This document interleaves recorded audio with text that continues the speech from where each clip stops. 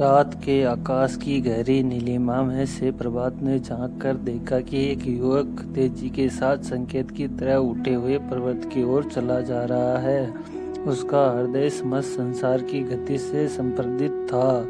बिना तनिक सी भी चिंता किए हुए वह समतल मैदान पर घंटों ही चलता रहा। जब वह जंगल के निकट पहुंचा तो उसे एकदम समीप और सुदूर से आती हुई एक बड़ी ही रहस्यमय सी ध्वनि सुनाई पड़ी। युवक, अगर तुम हत्या नहीं करना चाहते तो इस जंगल में होकर मत जाओ। युवक आश्चर्य से स्तंभित खड़ा रह गया। चारों तरफ घूमकर देखा पर उसे एक चिड़िया भी नजर नहीं आई। तब उसे निश्चय हो गया कि कोई प्रेत बोल रहा है, किंतु उसके जन्मजात सांस ने विचित्र चेतावनी की ओर ध्यान नहीं देने दिया।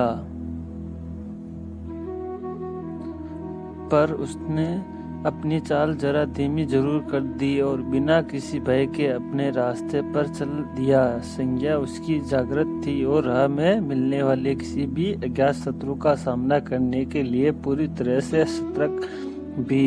पेड़ों की घनी परछाई में से निकलकर वह बाहर खुले में आ पहुंचा, किंतु उसे कोई भी संदेह भरी ध्वनि फिर सुनाई नहीं पड़ी और न कोई ललकार ही। अब वह एक बड़े पेड़ के नीचे आ पहुंचा था। वह विश्राम करने के लिए वह बैठ गया।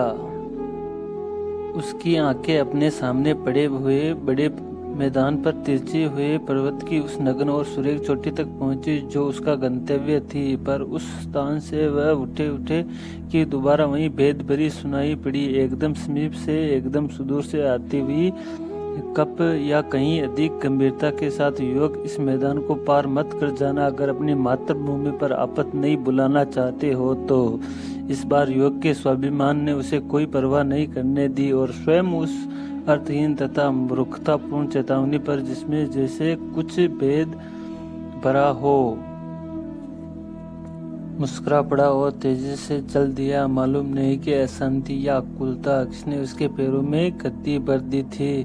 जब वह पर्वत के नीचे अपने गंतव्य के निकट पहुंचा, शाम का गीला धुंध मैदान पर छा चुका था।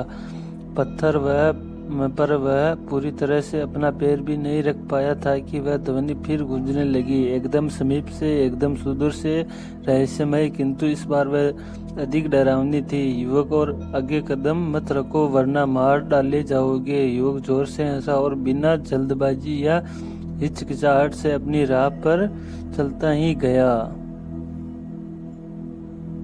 और जैसे जैसे वह ऊपर चढ़ता जाता अंधेरा होता जाता था, किंतु उसका उत्साह बढ़ता ही गया। जिस समय वह एन शिखर पर पहुंचा, उसके मस्तक और को सूर्य की अंतिम किरण ने चूमकर ज्योतित कर दिया। लो, मैं आ पहुंचा, उसने जो उल्लास से भर कर कहा। और बुरे या भले अज्ञात प्रेत, यदि तुम मेरी परीक्षा लेना चाहता था तो मैं सफल हो गया। किसी भी हत्या का पाप मेरी आत्मा पर नहीं है। मेरी मातृभूमि नीचे चैन से शांत लेटी हुई है और मैं अभी भी जीवित हूँ।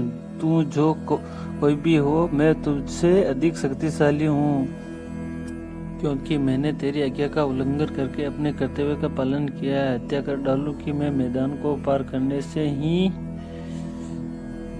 अपनी मातृभूमि के सर्वनाश का कारण बन जाऊं और कि मैं इस पर्वत के शिखर पर आकर मृत्यु को गले लगाऊं। ये सब हुआ तेरी चेतावनी दे देने पर भी। पर यदि तेरी चेतावनी मेरी कोई भी सहायता करने वाली थी, तब वह मुझे व्यर्थ ही परेशान करने के लिए सुनाई क्यों गई? और क्यों है व्यंग्यों के भी क्रूर व्यंग में अपने इस अंतिम समय में भी तुझसे वह प्रश्न पूछ रहा हूँ। एक कठोर और भयानक भेद भरे अट्टहास से गूंजता हुआ उत्तर महाशून्य की अज्ञात अपरिचित सीमाओं से टकराकर प्रतिध्वनित हो उठा। जैसे ही युवक उस प्रतिध्वनि को सुनने और समझने के लिए प्रस्तुत हुआ, जमीन हिली और उसके पैरों तले से खिसक गई। वह गिरा और काल के कराल वातायन में से उच्च कथित हुए अनादि अनंत रात्रियों के अमिट अंधकार में होता हुआ असंख्य अतल गतों से कहीं नीचे गिर चल गया।